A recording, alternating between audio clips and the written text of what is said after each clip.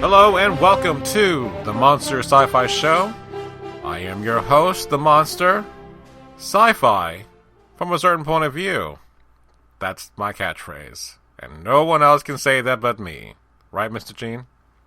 I'm sure he's listening somewhere.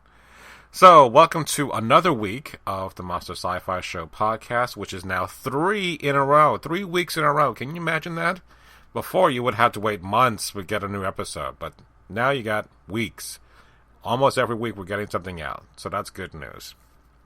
So I'm going to start off a bit on a little bit of a downer with the DC controversy with the new the Batgirl cover with the Joker, and then on a lighter note talk about the upcoming robot apocalypse, and then end with a discussion about iZombie and some other shows that I've been catching up on. So, let's start off with the Debbie Downer. This past week was okay for the most part, but my car had just pretty much died yesterday. And so I was really kind of bummed out that this had happened, because now I have to now look for a new car. But, I tried to look for the silver lining in this whole mess, because things happen. That's what life is all about. So, what was interesting, I kept running my head, and also was in Batman Begins, the quote that Thomas Wayne said to Bruce, why do we fall, Bruce? So we learn how to pick ourselves up.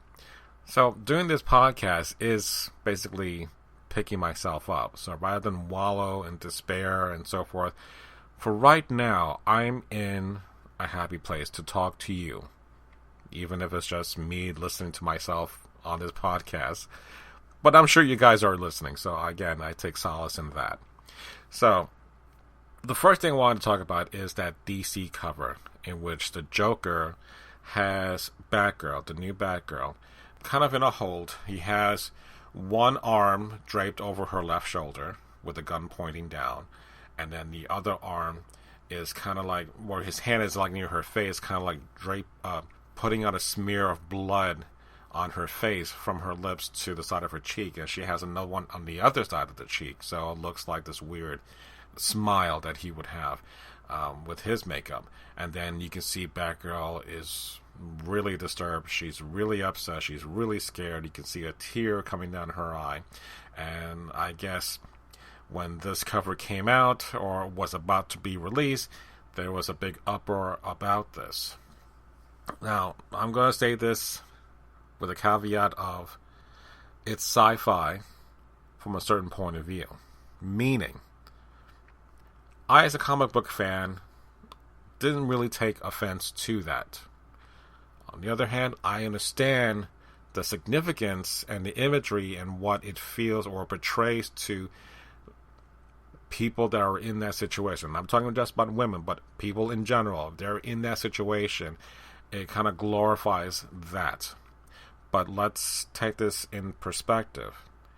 This is a comic book. This is a comic book that the artist Albuquerque paid homage to The Killing Joke, which is a graphic novel done back in the late 80s by Alan Moore, who also did The Watchmen, in which the Joker did a heinous act. He shot Barbara Gordon, and as such made her paralyzed, and later on she became Oracle and so forth. So, in fairness, if this exact same pose was not the Joker, but, I don't know, the Riddler or the Penguin, it would not have the same impact. So let's be fair on that. The Joker is a psychopath. Really, really screwed up. He's maniacal. That's who he is. So, for people to get upset about what's going on, remember, this is a comic book. You don't like the comic book, you don't like the cover, that is your prerogative. I'm not going to get on the pulpit here and just start preaching out how this is, freedom of speech, and everyone has a right to portray things however. But let's look at an instance, a couple of months ago with the Charlie Hebdo situation, which is the French satirical weekly magazine in which they made fun of the Prophet Muhammad and so forth, and people took offense to that. And yes, that's the far extreme in which people did get killed. But here in this situation, people took to Twitter and to social media to bring up this issue of what was being done. Now, being that DC is in the business to make money, because of all this controversy now, DC is going to be making money. If no one said anything, it would have gone pretty much unnoticed. It would have sold whatever copies. But in fairness, now you made it much more than what it should be. I get it. You want to bring light to this issue. You want to talk about how women are being portrayed in this situation, and how is a sense of violence towards women in that situation, how it dehumanizes them and so forth, making them powerless. Fine, I get it. But it's a double-edged sword. They have a right to do what they want, but they're not. And I repeat, they're not free from the consequences, which is what the tweets and the backlash from the public is about. Again, from a certain perspective, I don't see a problem with it. I'm not crazy about the new Batgirl because I read one of the new comics. I'm like, it's not for me. So honestly, I couldn't have cared less until this came across, during the week in which this happened. So, again, from your perspective, it all depends on how you think about that subject. So, everyone has a right to like what they like, say what they say, and do what they want. But again, no one's free from the consequences of that. Alright, so, on a lighter note, let's go into the robot, supposedly, protest that happened at the South by Southwest conference in Austin, Texas. So, the article I think that I was reading was from CNN, talking about how this rally was pretty much fake. Whether it was fake or not, that is not the issue. The matter at hand is that I think we do need to have some type of conversation in this. Meaning, we become really dependent on technology. How many times when you meet someone, they'd ask you for your telephone number? Do you automatically remember your own cell phone number? Or in my case, I can't remember my mom's telephone number unless I have it pre-programmed in my phone and then do the speed dial. I can't remember that for my life of me. So I'm dependent on my phone, that technology, to help me through. Now, of course, that's just a small example, but, my phone also has Siri. If you have a Windows phone, it has Cortana. So we would have these virtual assistants that, if we can program to, they can help us become more productive, help us in our day-to-day lives. I, for one, and I would love to have this become a reality, in the Total Recall, the first one, not the remake crap, in which Schwarzenegger gets into a Johnny Cab, and these Johnny Cabs are pretty much an automated car that will drive you wherever you want to go. And in this case, the actor that voiced Johnny Cab was Robert Picardo, who was from Star Trek Voyager. He played the hologram doctor, so just a little tidbit there. So, the reason why I bring that up, because my commute, even though it's not that long, it's like less than 20 miles, but it really takes a toll on me, psychologically wise, just dealing with traffic. Having to leave extra early, having to deal with the traffic because you never know what's going to happen, and find multiple ways of how to get to the exact same place because it's nuts.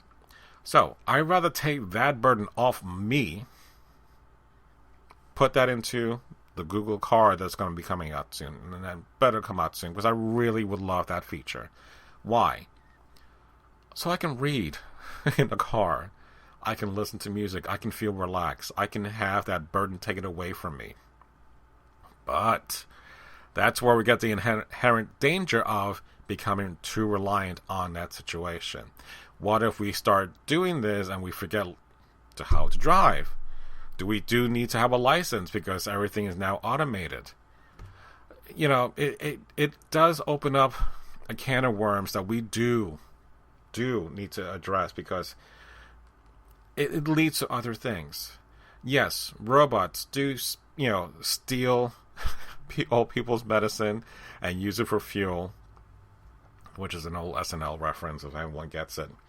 But there was this one quick video in which I guess it was some kind of amusement park in which someone dressed up as a robot was coming out and was kind of doing a little song and dance number, and then some guy came along and got in the robot's face and then wanted to fight the robot. And then security came in and stopped the fight, arrested the guy, and then that was it.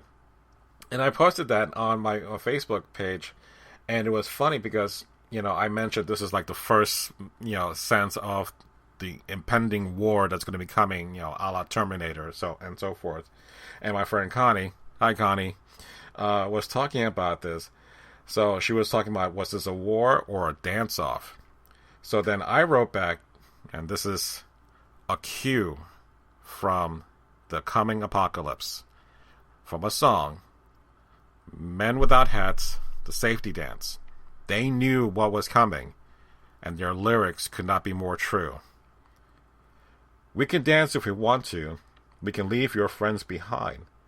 Because if your friends don't dance, and if they don't dance, well then, they're no friends of mine. Because probably they're robots, and they can't dance. So that's your first clue. If you see someone who looks like they're human, and they can't dance, that's a robot. That's who we gotta kill. Just FYI. And besides, the only robot that I saw that was actually could dance was on a Graham Norton show like a couple of weeks back, and it was doing Gangnam Style. But it was only less than a foot tall, so just knock it over. There. Apocalypse averted. So, fight for your right to party. I don't know. Basically, talk about this. Think about it. Let me know what you think, because honestly, it's going to be coming one day. We might as well start getting geared up for it. Alright, the last part I wanted to talk about was iZombie. My friend Alex, hi Alex, thanks for responding to my post on Facebook, had also enjoyed iZombie, and he thought it was going to be at first cheesy, but he liked the characters enough. I also thought it was going to be kind of like, not a Veronica Mars, but kind of like a teen girl, high school-ish, who just happened to be infected, and her teen angst and all that. Thank God that was not the case. Thinking about it, it's more like watching Buffy.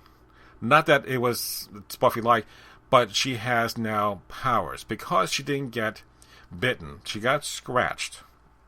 She now is part of the undead, but still has to eat brains in order to curb or suppress the hunger, which is cool, because what happened is that as she's eating the brains, she's starting to get visions of the person that is now deceased, and then in this case, because she worked in the morgue, it was a case that was going on, and she was able to help solve the case in that, and was able to take on certain traits of the person that was dead, as well as having a little bit more strength than the average person, basically.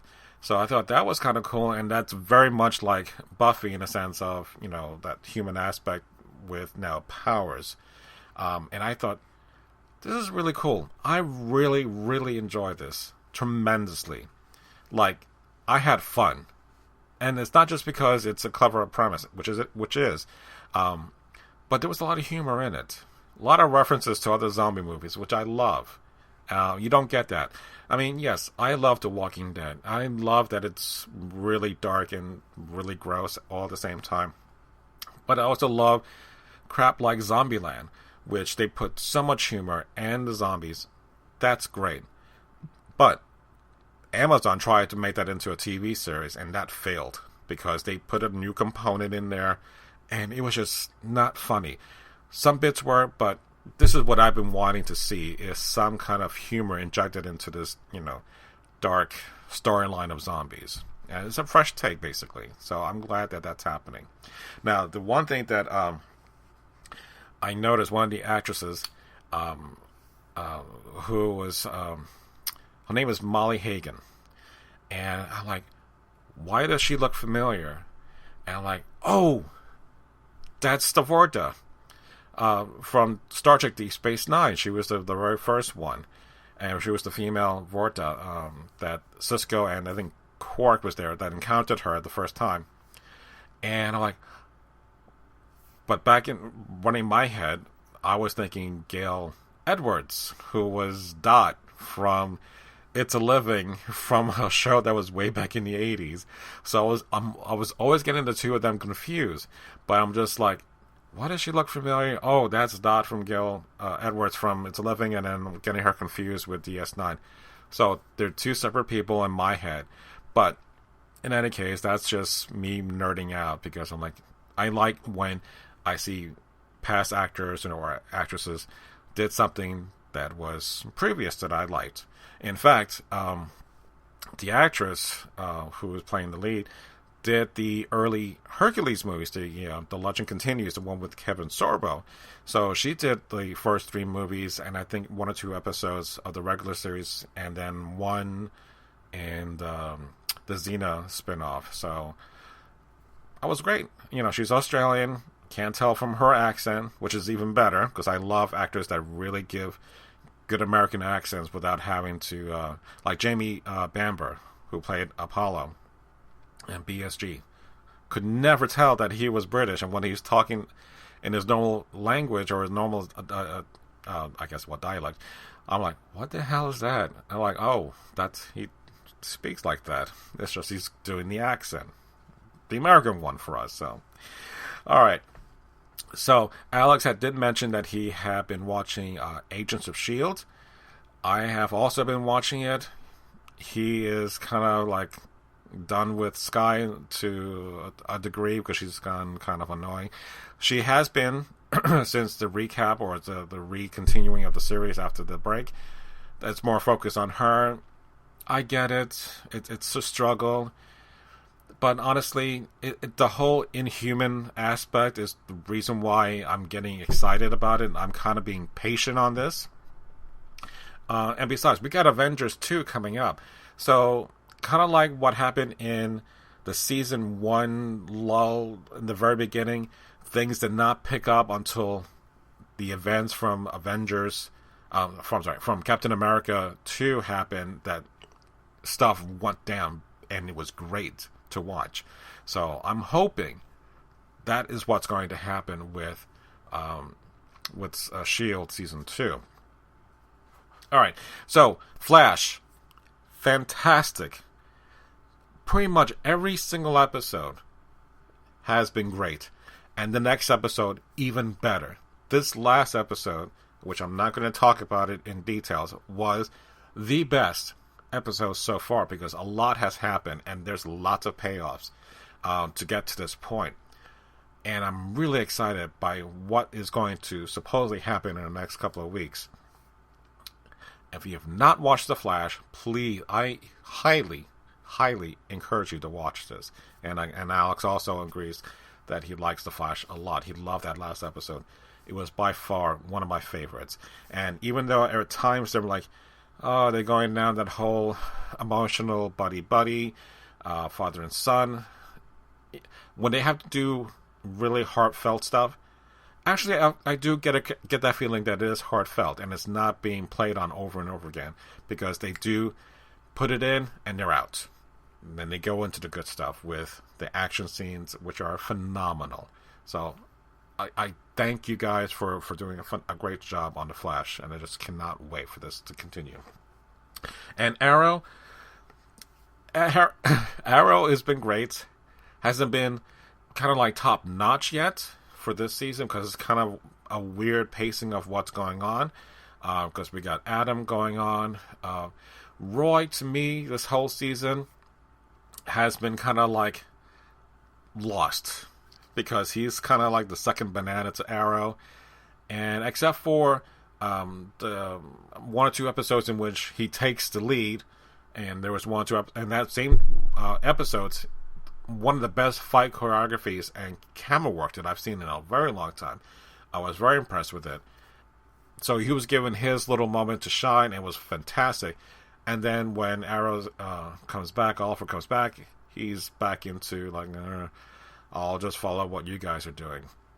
So his character basically is supportive and nothing more. Just kind of like Diggle is now even one step behind Roy, which I hate that because he was great, doing the lead for the Suicide Squad, and now he's also kind of like lost. So if they're going to do a TV version of this Suicide Squad, fine, I'm happy with that. But of course, I don't know what's going to happen because DC made it clear what happens on the movies, it's not going to happen in the TV series. So we're looking at multiple universe, multiple storylines. They don't cross. So fine, just leave it at that. So we talked about iZombie, we talked about Agents of S.H.I.E.L.D., we talked about Flash, we talked about Arrow, of course the Robot Apocalypse and a DC cover. I think that calls it a night. I think that's enough. So send me your comments and concerns, your questions, to my email at monsterscifishow@gmail.com. You can find me on Twitter, MonsterScifyShow. So that's the Monster Sci-Fi Show, spelled the Scifi way. And of course, you can find my Facebook page, the Monster Sci-Fi Show, where? On Facebook. Imagine that. So now this officially ends the Monster Sci-Fi Show podcast. And remember, it's sci-fi from a certain point of view. Good night, everyone. Speak to you next week.